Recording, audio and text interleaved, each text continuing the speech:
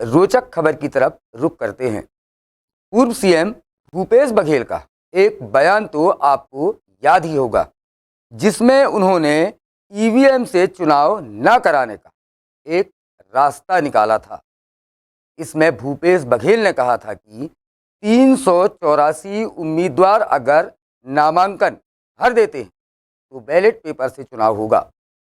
अब 26 अप्रैल को होने वाले चुनाव के लिए नामांकन की प्रक्रिया पूर्ण हो चुकी है, लेकिन देश के सबसे लोकप्रिय मुख्यमंत्री की लिस्ट में रह चुके भूपेश बघेल का यह दावा फेल हो गया है।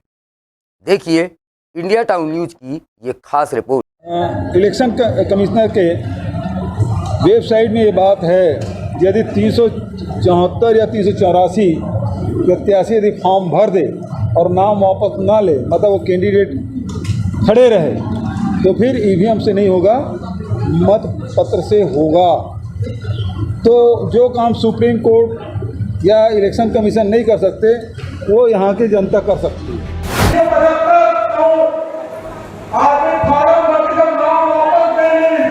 तो फिर वो ईवीएम में नहीं होगा, बैलेट पेपर में होगी।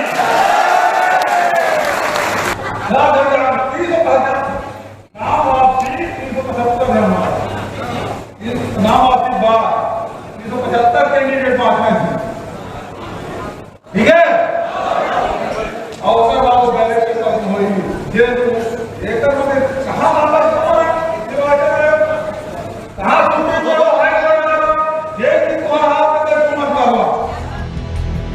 यानी भूपेश बघेल कह रहे हैं कि अगर 384 से ज्यादा उम्मीदवार रहे तो बैलेट पेपर से चुनाव होगा।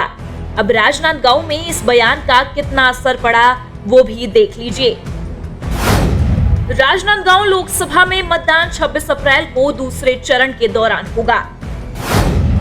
भूपेश बघेल के बयान के बाद नामांकन पत्र तो 200 से ज्यादा खरीदे गए, लेकिन 23 उम्मीदवारों ने ही नामांकन पत्र भरे हैं। भूपेश बघेल का दावा फेल। भूपेश बघेल का दावा इस चुनाव में तो फेल हो गया। समय और परिस्थितियों को देखकर ईवीएम को कोसने वाली कांग्रेस ने रास्ता भी निकाला, लेकिन वो भी सफल नहीं हुआ। अब राजनांदगांव में चुनाव तो ईवीएम से ही होंगे और जनता अभी मौन है, यानी जनता किसी भी करवट जा सकती है। जनता चाहे तो एक बार फिर भाजपा के संतोष पांडे पर ताज पहना सकती है, या 5 साल तक सत्ता की कुर्सी पर बैठने वाले भूपेश बघेल को लोकसभा सदन पहुंचा सकती है। चलिए अब पूर्व सीएम भूपेश बघेल का बयान सुन लिया, अब थोड़ा इस दावे को लेकर रिसर्च की बात करते हैं, जिससे आपको पता चल जाएगा कि आखिर भूपेश बघेल का दावा क्यों फेल हो गया। बयान के अनुसार यदि 384 नामांकन दाखिल करना होता तो इसमें मोटा खर्च भी होता। सामान्य वर्ग और ओबीसी वर्ग के प्रत्याशियों को नामांकन दाखिल करने के लिए 25,000 रुपए लगते। वहीं SC/ST वर्ग को इसकी 50% राशि जमा करनी होती। इस हिसाब से 384 नामांकन दाखिल होने पर 96 लाख खर्च होते। सामान्य नागरिकों के लिए ये राशि अनावश्यक खर्च कर पाना आसान नहीं था। यही कारण है कि भूपेश बघेल का दावा फेल हो गया। भूपेश बघेल का दावा तो काफी महंगा पड़ने वाला था, न केवल उम्मीदवारों को बल्कि चुनाव आयोग को भी। चुनाव आयोग को इसीलिए क्योंकि अगर ऐसा हो जाता तो इलेक्शन में काफी मशक्कत करनी होती। लंबे समय से ईवीएम के जरिए चुनाव हो रहे हैं। सरकारी कर्मचारी ईवीएम चलाने में एक्सपर्ट हो गए हैं। बैलेट पेपर में मतदान होने पर अकेले राजनांदगांव लोकसभा में लगभग 19 लाख मतदाता पर्ची की व्यवस्था करनी होती। सभी 384 प्रत्याशियों के लिए एक मतपत्र में यदि 1-1 इंच की जगह दी जाए तो मतपत्र का आकार 32 फीट का होता। बुकलेट की शक्ल में नाम छापने में भी कई पन्ने लगते। सभी प्रत्याशियों के लिए चुनाव चिन्ह जारी करने होते। इतनी रिसर्च स्टोरी के बाद आप समझ ही गए होंगे कि भूपेश बघेल ने कितना बड़ा बयान दिया था। हालांकि दावा क्यों फेल हुआ यह भी आपको बता दिया गया है। दावा पूरा हो भी जाता तो क्या होता यह भी आप देख चुके हैं। एक और आप बात जान लीजिए कि ऐसा पहले हो चुका है।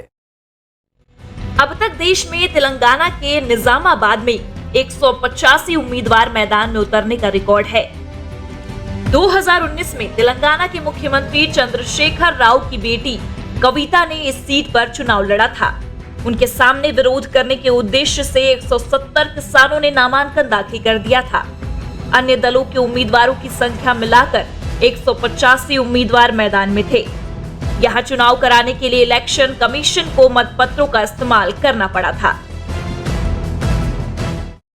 हमने आपको अपनी पहली स्टोरी में दिखाया था कि यह जो भूपेश बघेल का फार्मूला है यह कहने में तो आसान है, लेकिन जब इसे प्रैक्टिकली एनालिसिस किया गया था तब हमने बताया था कि अगर ऐसा हुआ तो 40 से 50 पेज का मतपत्र होगा और हर 4 घर के बाद पूर्व मुख्यमंत्री को हमने सलाह दी थी कि कुछ ऐसा फार्मूला इजाद करें जिससे जनता खुद ही उन्हें वोट करे और चुनाव परिणाम के बाद एक बार फिर उन्हें इलेक्ट्रॉनिक वोटिंग मशीन और इलेक्शन कमीशन पर ठीकरा फोड़ने की ज़रूरत नहीं पड़े।